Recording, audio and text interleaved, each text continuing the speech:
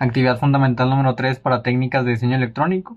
Circuito oscilante. El circuito consiste a base de transistores tipo NPN. Hacer que los dos LEDs, LED azul, LED blanco, parpadeen.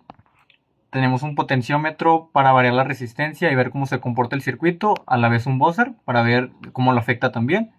Tenemos dos condensadores y varias resistencias por aquí. Entonces lo vamos a probar. Como se ve, los LED parpadean y se nota cierta intensidad del buzzer. Vamos a variar la intensidad del potenciómetro para ver cómo se comporta.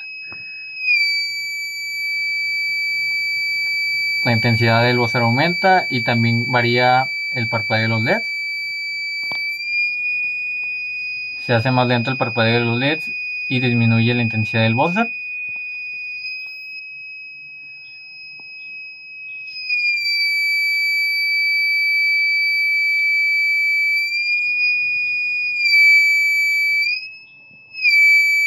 Sería todo.